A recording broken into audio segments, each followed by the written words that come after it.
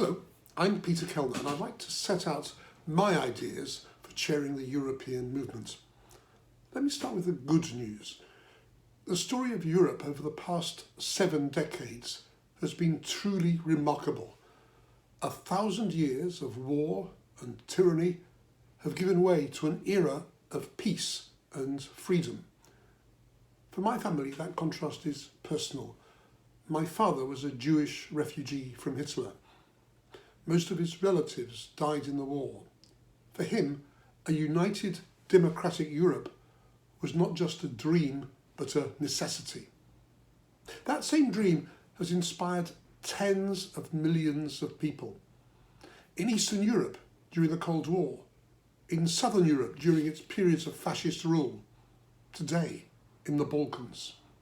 In the Arab Spring a decade ago, reformers looked across the Mediterranean and demanded what we Europeans enjoyed, democracy and human rights. So let's not be downcast. The European movement has much to celebrate. We must never forget that. Sadly, the self-inflicted wound of Brexit has interrupted that story.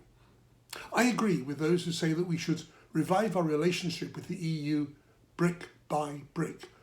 But to extend that metaphor, we need to know what the building will look like when it's completed.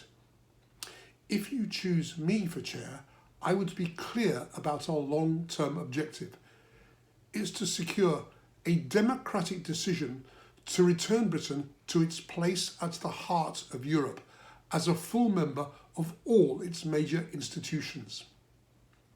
For me, the process is as important as the goal. We must reach it by democratic means. And I say this for 3 reasons. First, it would be morally wrong to take Britain back into the EU against the will of the people. Secondly, it wouldn't work. A decision to rejoin the EU must be done in a way that ensures it will stick. That'll happen if, and only if, we can show that we've decided as a nation that our place is at the heart of Europe. Third, we must destroy the argument of our opponents, that they are the Democrats because they want to defend the result of the referendum 5 years ago. The more time that passes, the weaker that argument becomes. We must kill it off completely. We are the Democrats now. That's our long-term goal. What about the shorter term, the bricks on the way to the building? As chair, I would seek consensus for a series of specific campaigning objectives. For example, full British membership of programmes such as Erasmus and Galileo, full cooperation on policing and justice issues such as the European arrest warrant.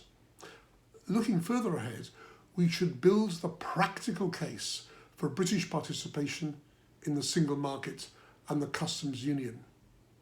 Above all, we should never let up on showing how the advocates of Brexit have utterly failed to keep the promises they made.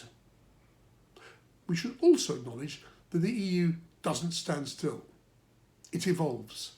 We should be at the heart of the debate about Europe's future. I don't mean setting out a detailed manifesto. We're not a political party.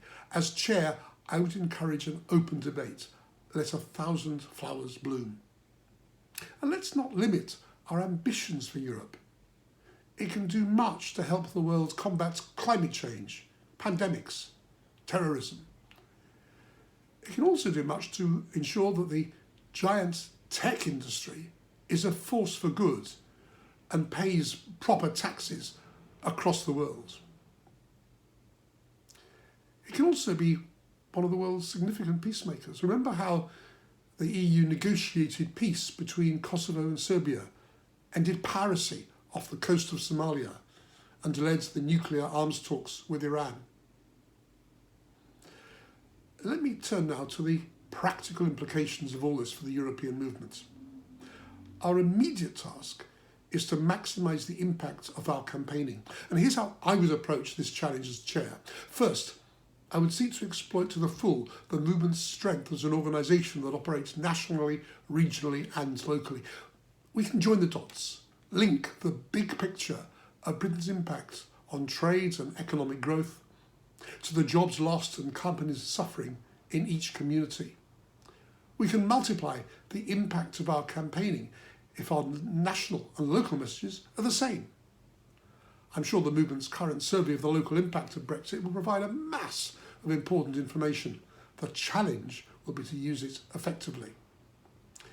As chair, I would resist taking sides in the argument between whether we should be a top-down or a bottom-up movement. It's a false choice. We should operate as a network, using all the latest tools of communication to decide what to do and how to do it.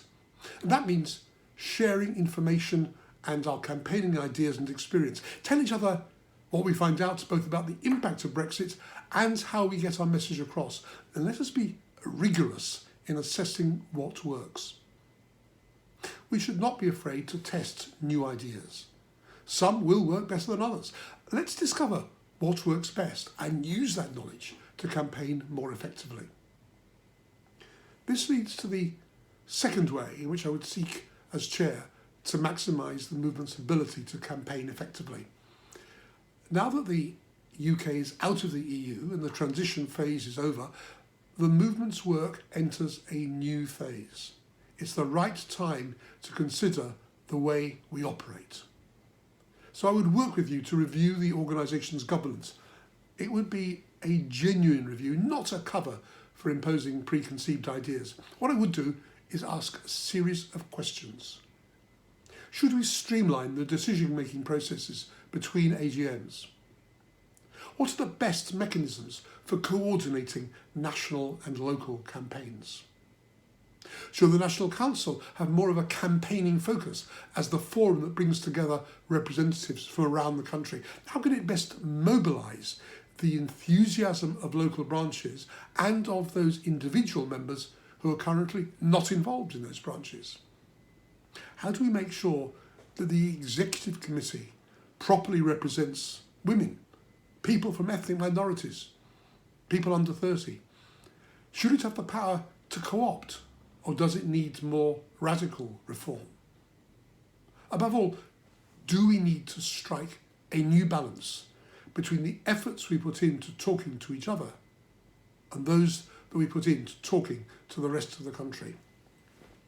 Now, the third way in which I would work concerns the specific functions of chairing an organisation. Over the past 20 years, I've chaired a successful business and 2 significant charities. The business was YouGov. As chair, I grew it from a staff of 10 people in a basement room to a multi-million-pound company employing more than 200 people.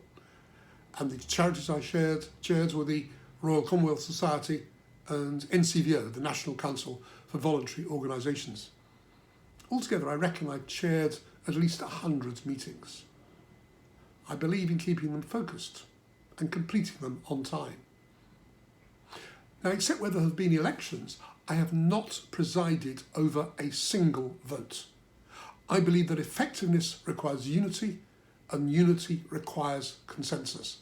And I don't mean flabby consensus, I mean clear decisions that bring people together.